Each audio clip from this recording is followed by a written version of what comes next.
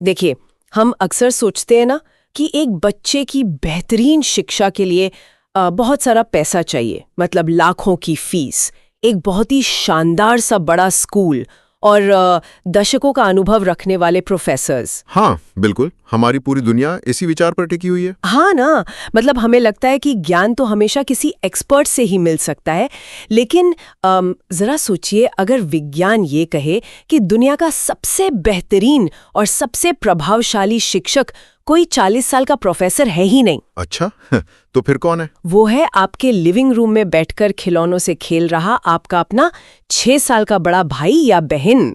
अरे वाह, ये बात पहली बार सुनने में तो थोड़ी अजीब लग सकती है। मतलब हमारी जो पारंपरिक सोच है ना, उसके तो ये बिल्कुल विपरीत है। बिल्कुल विपरीत है। लेकिन मानव विकास, न्यूरोलॉजी और जो सीखने की असली प्रक्रिया है, उसका सच यही है।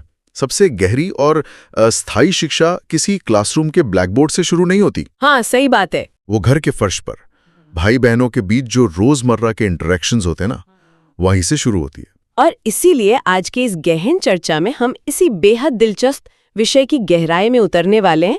हमारे सामने आज तक्षशिला रिसर्च पेज पर प्रकाशित शिव नारायण का एक बहुत ही शानदार शोध है जी। इसका नाम है power of small teachers, sibling based knowledge transfer in early learning. हमारा मिशन आज ये समझना है कि कैसे घर में मौजूद भाई बहन पारंपरिक शिक्षा प्रणाली से भी कहीं अधिक प्रभावी ढंग से एक दूसरे को सिखाते हैं। एकदम सही। और कैसे ये प्राकृतिक प्रक्रिया हमारे दिमाग की वायरिंग को हमेशा के लिए बदल देती है। हम हमेशा ना औपचारिक शिक्षा को बहुत ज्यादा तवज्जो देते हैं। मतलब ऐसा लगता है जैसे ज्ञान की शुरुआती स्कूल के पहले दिन से हो रही हो। हाँ, वो फर्स्ट डे ऑफ स्कूल वाला कॉन्सेप्ट। लेकिन ये शोध हमें याद दिलाता है कि दिमाग का असली विकास उन अनौपचारिक पलों में होता है जब कोई ध्यान भी नहीं दे रहा होता है। ठीक है, चलिए इसे विस्तार से समझते हैं। जब भी पढ़ाई की बात आती है ना, तो हमारे दिमाग में तुरंत एक पैटर्न आता है। एक ब्लैक बोर्ड है, एक टीचर है जो निर्देश दे रहा है और बच्चे अपनी अपनी डेस्क पर चुपचाप बैठकर सुन रहे हैं। हाँ, इसे ही तो टॉप डाउन मॉडल कहते हैं। मतलब ज्ञान ऊपर से किसी अथॉरिटी फिगर से नीचे की ओर आ रहा है। एकदम। लेकिन घर का माहौल तो इससे बिल्कुल उलट होता है। वहाँ कोई सिलेबस नहीं है, कोई टाइम टेबल भी नहीं है। बिल्कुल नहीं। बस एक बड़ा भाई या बहन है जो खेलते खेलते ना स्वाभाविक रूप से एक छोटे शिक्षक या कहें कि स्मॉल टीचर की भूमिका में आ जाता है। और इसी घर वाले मॉडल को शोध में हॉरिजॉन्टल लर्निंग कहा गया है।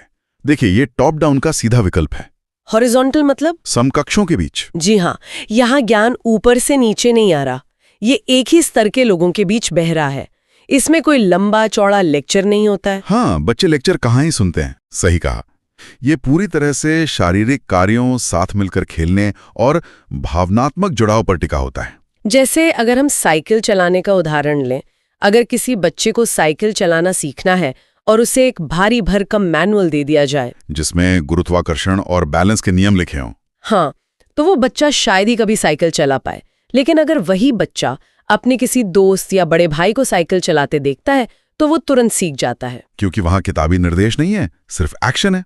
अगर हम इसे व्यापक पर्सपेक्टिव से जोड़कर देखें तो इस एक्शन के साथ साथ एक बहुत बड़ा मनोवैज्ञानिक फैक्टर भी काम कर रहा होता है। वो क्या है?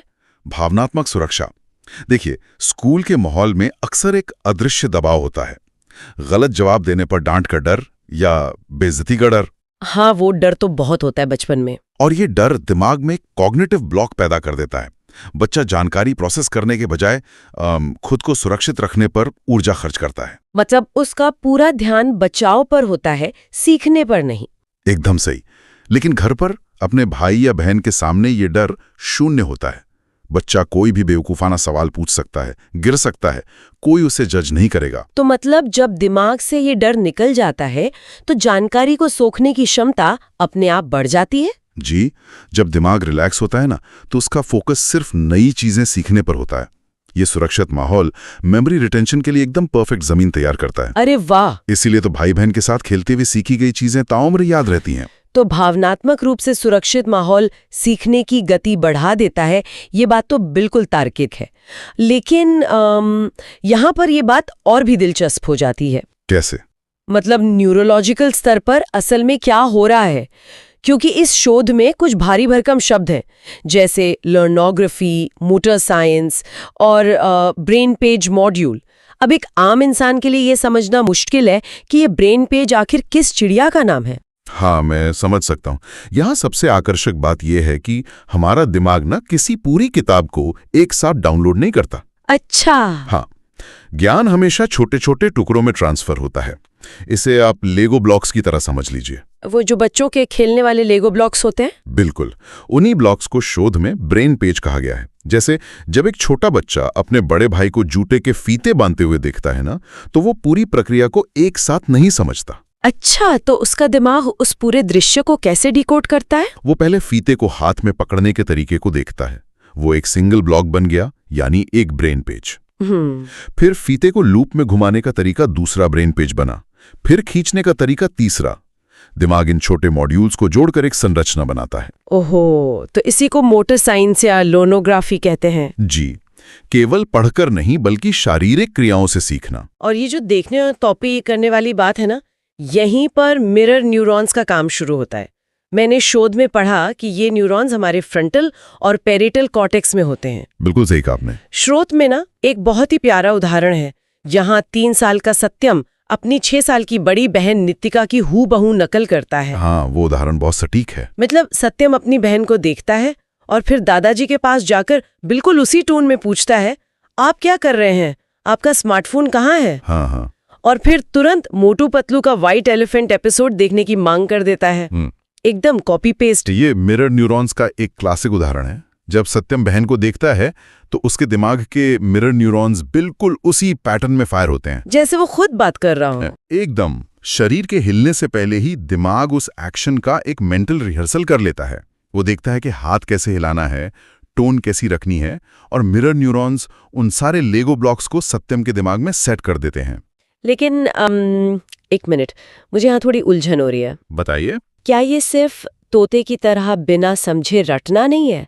मतलब बच्चे ने देखा और बस कॉपी कर लिया। इसमें वास्तविक संज्ञानात्मक विकास या कहीं कॉग्निटिव डेवलपमेंट कहाँ हो रहा है? ये बहुत ही महत्वपूर्ण सवाल है। बाहर से देखने पर यह सिर्फ एक खोखली नकल लग सकती है। हाँ, वही तो। लेकिन न्यूरोलॉजिकल स्तर पर यह रटना बिल्कुल नहीं है। जब सत्यम नकल कर रहा है ना, तो वो सिर्फ शब्दों का प्लेबैक नहीं कर रहा, वो प्रोसीजरल और डिक्लेरेटिव मेमोरी का निर्माण कर रहा है। इसे थोड़ा और आसान भाषा में समझते हैं। ये दोनों मेमोरीज असल में क्या है? देखिए, डिक्लेरेटिव मेमोरी तथ्यों को याद रखने के बारे में है। जैसे ये याद रखना कि दादाजी के पास स्मार्टफोन है और उस पर यूट्यूब चलता है, ये एक तथ्य है। ठीक है। लेकिन प्रोसीजरल मेमोरी किसी काम को करने के तरीके के बारे में है। जैसे बड़ों से संवाद कैसे शुरू करना है, कॉन्फिडेंस कैसे दिखाना है। अच्छा, तो वो जो भाग दौड़ और नकल हो रही है, वो सेरिबेलर लर्नोग्राफी का हिस्सा है। बिल्कुल। बच्चा रट नहीं रहा, वो सामाजिक नियमों को डिकोड कर रहा है। ये जो अनुकरण है ना, ये उसके भविष्य के व्यवहार का ब्लूप्रिंट बना रहा है। तो ये ब्लूप्रिंट वाली बात तो बहुत दिलचस्प है।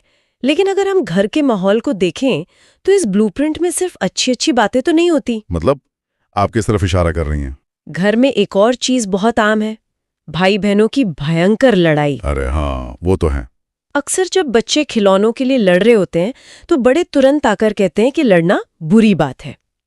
लेकिन अगर सीखने के नजरिए से देखें तो क्या ये झगड़े भी कुछ सिखा रहे हैं? बिल्कुल सिखा रहे हैं। बल्कि सच कहूं तो ये झगड़े सामाजिक विकास का सबसे क्रिटिकल हिस्सा हैं। सच में? हाँ, शोध बताता है कि इन झगड़ों से दोनों पक्षों को फायदा होता है। बड़े भाई बहन अनजाने में लीडरशिप सीखते हैं, निगोशिएट करना सीखते हैं, और कभी-कभी हार मानकर सहानुभूति भी सीखते हैं। और छोटा बच्चा? वो अपने लिए खड़ा होना और अपना बचाव करना सीखता है। मुझे तो ये बिल्कुल एक सैंडबॉक्स वीडियो गेम की तरह लगता है। Sandbox game? वो कैसे? जैसे उन गेम्स में होता है ना कि आप अपनी गाड़ी को 100 बार दीवार में क्रैश कर सकते हैं, नए स्टंट आजमा सकते हैं, और असल दुनिया में आपको कोई चोट नहीं लगती। हाँ बिल्कुल। आप बस सीखते हैं कि गेम के फिजिक्स कैसे काम करते हैं। मुझे लगता है भाई बहनों का रिश्ता भी एकदम ऐसा ही है। क्या बात है, ये सैंडबॉक्स वाली एनालॉजी बहुत ही सटीक बैठती है। गेम में गाड़ी क्रैश होती है तो प्लेयर वापस आ जाता है नई रणनीति के साथ। हाँ, रीस्पॉन हो जाता है। बच्चे भी एक खिलौने के लिए बुरी तरह लड़ते हैं, रोते हैं, और फिर 10 मिनट बाद समझौता करके साथ खेलने लगते हैं। बाहरी दुनिया में अगर आप ऐसा करेंगे तो रिश्ते टूट जाएंगे। हाँ, बाहर तो लोग बात करना ही बंद कर देंगे। लेकिन घर के सुरक्षित सैंडबॉक्स में बच्चे बिना किसी सामाजिक नुकसान के नेगोशिएशन और अपने गुस्से को कंट्रोल करना सीखते हैं। ये सेल्फ रेगुलेशन की पहली क्लास है। और इसी सैंडबॉक्स में गलतियां करने की भी पूरी आजादी होती है, हम अक्सर शिक्षा में गलतियों को एक फेलियर की तरह देखते हैं, जो कि बहुत गलत नजरिया है। हाँ, क्योंकि न्यूरोलॉजिकल स्तर पर तो गलतियां बहुत जरूरी है ना। बिल्कुल, दिमाग को अपना कॉग्निटिव मैप बनाने के लिए गलतियों की सख्त जरूरत होती है। जब बच्चा गलती करता है, मान लीजिए उसने लेगो का टावर गलत बनाया और वो गिर गया, तो दिमाग उसे एक डेटा पॉइंट की तरह दर्ज कर लेता है कि ये रास्ता काम नहीं करेगा, और जैसे ही सही तरीका मिलता है दिमाग पुरानी गलती को डिलीट कर देता है। गलतियां तो दिमाग के लिए सीढ़ियां हैं। लेकिन पारंपरिक क्लासरूम में तो इस प्रक्रिया के लिए कोई जगह ही नहीं होती।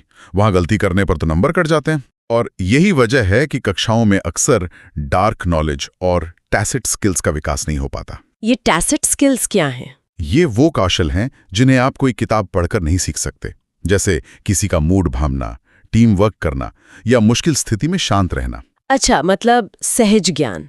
जी, घर का जो सैंडबॉक्स माहौल है, जिसमें संघर्ष और सहयोग दोनों हैं, वो बच्चों में एक कमाल का लचीलापन या रेजिलियंस पैदा करता है। तो इस सब का असल में क्या मतलब है? मतलब घर का ये मॉडल, ये हॉरिजॉन्टल लर्निंग और छोटे शिक्षक, ये सब बहुत शानदार है। बिल्कुल। लेकिन एक बड़ा व्यवहारिक सवाल है, क्या इसे कठोर स्कूल प्रणालियों में लागू किया जा सकता है? शोध में मिनिएचर स्कूल्स की बात की गई है। जी हाँ। लेकिन यहाँ मैं थोड़ा पुशबैक देना चाहूंगी। घर में तो 2 या 3 बच्चे होते हैं, एक क्लासरूम में 40 बच्चे होते हैं।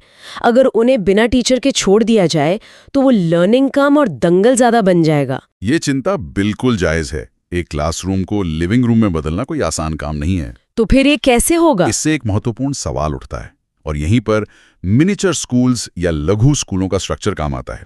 इसका मतलब ये नहीं है कि टीचर क्लास से बाहर चला जाए। अच्छा। इसका मतलब है पूरी कक्षा को छोटे छोटे समूहों या परिवारों में बांट देना। और सबसे बड़ा पैराडाइम शिफ्ट है टीचर के रोल का बदलना। टीचर अब लाउड स्पीकर नहीं है, वो एक मॉडरेटर है। तो मतलब फोकस टीचर के परफॉर्मेंस से हटकर सीधे बच्चों पर आ जाता है। एकदम। इसे शोध में book to brain knowledge transfer या BBKT कहा गया है। इसमें जो बच्चे टॉपिक पहले समझ गए हैं, वो अपने समूह के छोटे शिक्षक बन जाते हैं। और वो किताबी भाषा का इस्तेमाल नहीं करते होंगे? बिल्कुल नहीं। वो अपनी रोजमर्रा की भाषा, अपने खुद के बनाए ब्रेन पेजेस का इस्तेमाल करते हैं, जो उनके साथियों को बहुत जल्दी समझ आते हैं। इसका एक बड़ा फायदा तो ये भी है ना कि रटने की जरूरत ही खत्म हो जाती है। बिल्कुल। क्योंकि अगर आप कोई चीज रटकर किसी को समझाएंगे तो आप पक्का अटक जाएंगे। एकदम सही। समझाने के लिए आपको खुद गहराई से समझना पड़ता है, और जो मुख्य शिक्षक है उसका काम बस ये देखना है कि वो समूह दंगल ना बने। हाँ, माहौल सुरक्षित रहे। बिल्कुल। एक और बहुत गहरी बात है, घर और स्कूल अलग अलग द्वीप नहीं हैं। घर का तनाव स्कूल को प्रभावित करता है, इसलिए स्कूल में भी घर जैसा सहयोगात्मक माहौल होना चाहिए। ये सब सुनकर तो लग रहा है कि सीखने की ये प्रक्रिया सिर्फ बचपन तक सीमित नहीं है। क्या ये ब्रेन पेज बनाना जीवन भर चलता है? 100% चलता है। क्योंकि शोध में न्यूरोप्लास्टिसिटी का भी जिक्र है। हाँ, न्यूरोप्लास्टिसिटी हमें बताती है कि दिमाग की खुद को बदलने की क्षमता जीवन भर रहती है। बुढ़ापे में दिमाग सिकुड़ना नेचुरल है, लेकिन ये सेरिबुलर लर्नोग्राफी और शारीरिक गतिविधियां हमें बचाती हैं। मतलब अगर हम नए कौशल सीखते रहें और लोगों के साथ ज्ञान बांटते रहें, तो दिमाग हमेशा सक्रिय रहता है और सिकुड़ने की प्रक्रिया धीमी हो जाती है। तो इसका मतलब ये हुआ कि बचपन के उस 6 साल के स्मॉल टीचर की जरूरत हमें बुढ़ापे तक रहती है। बस उस टीचर का चेहरा और उम्र बदल जाती है। एकदम सही। हॉरिजॉन्टल लर्निंग का सिद्धांत वही रहता है। असली ज्ञान दिमाग तक तब पहुंचता है जब उसमें भावनाएं और सुरक्षित माहौल शामिल हो। तो आज की इस पूरी गहन चर्चा का सार यही है कि भाई बहन केवल खेलने के साथी या टीवी रिमोट के लिए झगड़ने वाले प्रतिद्वंदी नहीं है। बिल्कुल नहीं। वे एक प्राकृतिक शिक्षा प्रणाली के सबसे शक्तिशाली एजेंट है। हमारा घर ही अपने आप में एक लघु स्कूल है। असली सीखना किसी क्लासरूम का मोहताज नहीं है। सही कहा। घर की वो अनौपचारिक सेटिंग ही हमारे दिमाग का असली आर्किटेक्ट है। अब इस चर्चा को समाप्त करने से पहले ये सोचने वाली बात है कि हमने देखा कि बच्चे समकक्षों से सबसे तेजी से सीखते हैं। हाँ? तो जरा सोचिए, अगर हम वयस्कों की दुनिया को भी इसी तर्ज पर बदल दें तो हमारे ऑफिस, हमारी कंपनियां उसी पुराने टॉप डाउन मॉडल पर चलती हैं, बॉस और कर्मचारी। बिल्कुल, एक सख्त पदानुक्रम होता है। अगर हम अपने कार्यस्थलों को भी इस पीयर टू पीयर मेंटरिंग वाले सैंडबॉक्स के रूप में डिजाइन करें, एक ऐसी जगह जहां गलतियां करने की आजादी हो और कोई भी अपने कलीग का छोटा शिक्षक बन सके, ये बहुत ही क्रांतिकारी विचार है। क्या हमारी दुनिया और हम खुद कहीं ज्यादा तेजी से ग्रो नहीं करेंगे? इस पर विचार करना बहुत दिलचस्प होगा।